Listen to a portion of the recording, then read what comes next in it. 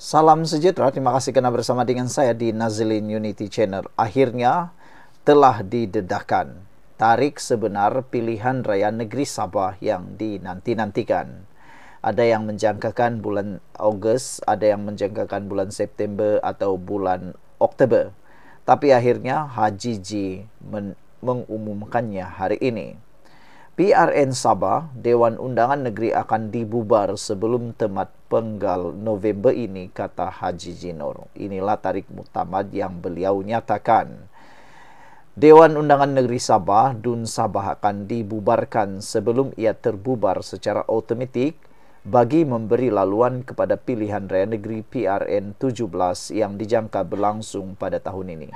Jadi makna kata tiada penambahan waktu atau tiada masa tambahan. Yang bermaksud tidak ada permohonan untuk pelanjutan masa bagi apa-apa yang berlaku dalam DUN Sabah. Maknanya kita akan teruskan undian pada tahun ini juga.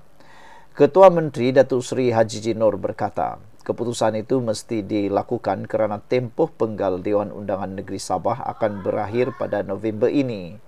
Itu Jabatan Kaji Cuaca yang ramal hujan, tetapi soal pembubaran kita yang tentukan. Kita tidak ada pilihan sebab tempoh Dewan Undangan Negeri Sabah terbubar sendiri pada bulan November ini. Jadi kita mesti adakan sebelum itu, katanya ketika ditemui pemberita selepas menghadiri konvensyen mahasiswa Sabah di Dewan KDCA di sini pada Ahad. Menurut Haji G, pengumuman rasmi berhubung pembubaran Dewan Undangan Negeri Sabah itu akan dibuat tidak lama lagi dan beliau meminta semua pihak bersabar. Sebelum kita teruskan ulasan ini, jangan lupa tinggalkan komen anda dengan tanda pagar Kami Sayang Malaysia. Tapi sebelum itu, izinkan dulu saya berkongsi dengan anda semua. Ini ialah terapi imun Transofactor for Life. Terapi imun yang meningkatkan daya imun badan kita sehingga 400%. Secara umum dan ringkasnya, apabila imun badan kita lemah, apabila imun badan kita tidak kuat, apabila imun badan kita bodoh dan tidak seimbang, kita tidak sembuh daripada semua jenis penyakit. Penyakit tapak dan penyakit berakar di dalam tubuh badan kita. Tetapi apabila imun badan kita jadi kuat, apabila imun badan kita jadi bijaksana, apabila imun badan kita seimbang, imun badan itulah yang akan bertindak menghapuskan semua jenis penyakit yang ada dalam tubuh badan kita. Lalu kita sembuh daripada semua jenis penyakit. Cepat dapatkan produk yang hebat ini melalui nombor telefon yang tertera. Produk ini lulus KKM, halal dan diperakui oleh doktor-doktor di seluruh dunia. Cepat dapatkannya, mungkin ini jawapan kepada doa anda selama ini yang mahu bebas daripada masalah kesehatan dan sembuh daripada masalah kesehatan anda. Saudara, kata Haji G lagi, memang tidak lama lagi. Sabarlah, tunggu. Kalau cuaca ini terang, kita bubarlah. Cuaca baik nanti, katanya sambil berseluruh kepada pemberita. Ditanya sama ada Dewan Undangan Negeri DUN Sabah mungkin dibubarkan seawal Oktober ini, Haji G hanya menjawab ringkas dengan meminta sokongan kepada kerajaan yang dipimpinnya ketika ini. Untuk rekod, Dewan Undangan Negeri Sabah akan dibubar secara otomatik pada 11 November ini selaras dengan peruntukan perlembagaan negeri. Dalam pada itu, Haji G turut menjawab soalan mengenai cadangan dasar subsidi pembayaran balik pinjaman PTPTN untuk pelajar di Sabah. Kata Haji G, kita sekarang sedang buat kajian untuk membantu mereka yang masih berhutang dengan PTPTN. Mengikut laporan awal, lebih 100,000 orang terlibat. Jadi kita sedang teliti berapa peruntukan diperlukan untuk meringankan bebanan hutang mereka. Keputusan akan dibuat dalam mesyuarat kabinet nanti, katanya. Mengulas sama ada bantuan itu akan dilaksanakan sebelum PRN, beliau berkata kerajaan negeri akan berusaha mempercepatkan proses tersebut. Kalau boleh secepat mungkin lagi bagus. Ini bukan gula-gula pilihan raya, kita bercakap soal membantu rakyat, tetapi mesti ikut aturan yang perlu dilakukan kerajaan, katanya. Selain itu, Haji G berkata kerajaan negeri juga sedang meneliti cadangan menyediakan pendidikan percuma kepada pelajar di IPT yang dimiliki Yayasan Sabah. Kerajaan negeri mempunyai sebuah universiti di bawah Yayasan Sabah, iaitu College University Yayasan Sabah dan College Teknologi Yayasan Sabah. kita fikirkan untuk memberikan pendidikan percuma kepada penuntut di sana termasuk iuran yang akan ditanggung kerajaan negeri, katanya. Ditanya mengenai jumlah pelajar yang bakal menerima manfaat tersebut, Haji Ji berkata ini melibatkan semua penuntut di kedua-dua institut tanpa sebarang pengecualian. Berapa ramai pelajar yang ada, itulah yang kita bantu. Kita tidak boleh pilih-pilih, katanya, sambil menambah inisiatif itu berkemungkinan dapat dilaksanakan seawal pengambilan baharu tahun ini. Sekian dulu untuk kali ini. Jangan lupa tinggalkan komen Anda. Bye-bye. Salam sejahtera, terima kasih karena bersama dengan saya di Nazilin Unity Channel. Hari ini kita digemparkan pula dengan satu berita. Rafidah Ibrahim yang selama ini dianggap hero kampung Sungai Baru, yang ramai orang anggap seperti seorang yang betul-betullah berjuang untuk kampung Sungai Baru, akhirnya satu perkara terdedah pula.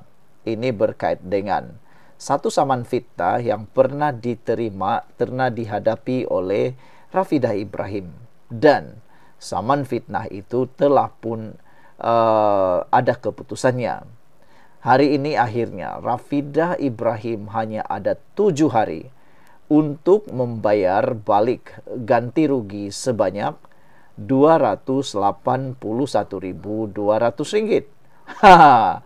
Dalam diam kita tak tahu pula, rupa-rupanya Rafidah Ibrahim ini ada case yang dia perlu bayar ganti rugi Rp281.200. Tapi yang ini dia tak risau pula. Dia risau pula tentang orang punya tanah, orang punya rumah, dan sebagainya. Jadi, apa ceritanya di sebalik ganti rugi yang perlu dibayar oleh Rafidah Ibrahim ini? Beliau diminta untuk menjelaskan ganti rugi sebanyak Rp281.200 dalam tempo 7 hari dari hari kepada seorang ahli perniagaan berhubung kes saman fitnah pada 4 tahun lalu. Perkara itu membabitkan keputusan Mahkamah Tinggi di sini pada 31 Julai 2024 yang membenarkan saman fitnah oleh Datuk Haris Embong, 48 tahun, dan syarikatnya Aris Prop Holdings dan Berhad terhadap Rafidah, 39 tahun. Oh, rupa-rupanya ini membabitkan saman fitnah. Jadi, adakah ini adalah petunjuk bahawa Rafidah Ibrahim ini memang terlibat banyak fitnah sehingga dia sudah kalah dalam saman fitnah ini? Aduh, susah juga untuk kita terjemahkan apa yang berlaku sekarang ini. Sebelum kita teruskan ulasan ini, izinkan dulu saya kongsikan kepada Anda semua, ini ialah terapi imun Transofector for Life. Terapi imun yang meningkatkan daya imun badan kita sehingga 400%. Secara umum dan ringkasnya, apabila imun badan kita lemah, apabila imun badan kita bodoh, apabila imun badan kita tidak bertindak lagi dengan kuat dan seimbang, kita kena penyakit dan tidak sembuh daripada semua jenis penyakit. Terapi imun Transofector ini adalah yang menguatkan imun badan kita, menyeimbangkan imun badan kita, dan mendidik imun badan kita jadi bijaksana. Apabila imun badan kita sudah jadi kuat, bijaksana, ia akan menyeimbangkan imun badan kita dan akan menghapuskan semua akar penyakit yang bertumbuh berakar dalam tubuh badan kita. Apabila akar penyakit sudah dihapuskan oleh imun badan kita, kita sembuh daripada semua jenis penyakit. Cepat dapatkan produk yang hebat ini melalui nombor telefon saya yang tertera. Produk ini lulus KKM halal dan diperakui oleh dokter-dokter di seluruh dunia. Kalau Anda sudah berdoa bertahun-tahun untuk masalah kesehatan Anda, ini adalah jawaban yang Tuhan hantar untuk Anda semua. Saudara-saudara sekalian, yang mengejutkan ialah menurut firma Israel Partnership yang mewakili Haris dan syarikat yang menjalankan perniagaan produk sejuk beku Aris Burger itu, mereka berkata Rafidah perlu membayar ganti rugi sebanyak Rp100.000 kepada Haris dan Rp150.000 kepada Aris Prop Holdings.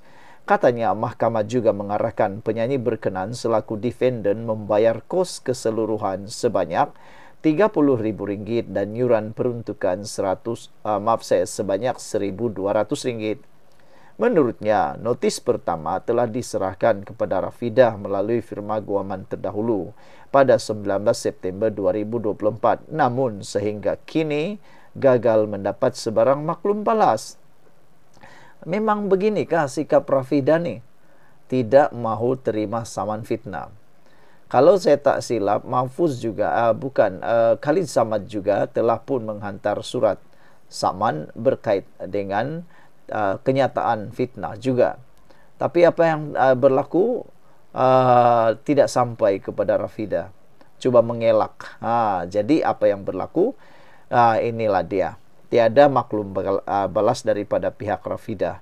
Susulan itu firma Israel berkata, jika Rafidah gagal membayar ganti rugi dalam masa 7 hari dari tarik tersebut, tindakan lanjut akan diambil. Sementara itu, Peguam Muhammad Israel Khairi yang mewakili Planatif mengesahkan perkara berkenan ketika dihubungi media pada Isnin. Notis pertama dihantar kepada firma guaman bagi pihak Rafidah di Shah Alam pada 20 Ogos tahun lalu bagi menuntut pembayaran berkenan seperti diperintahkan Mahkamah Tinggi.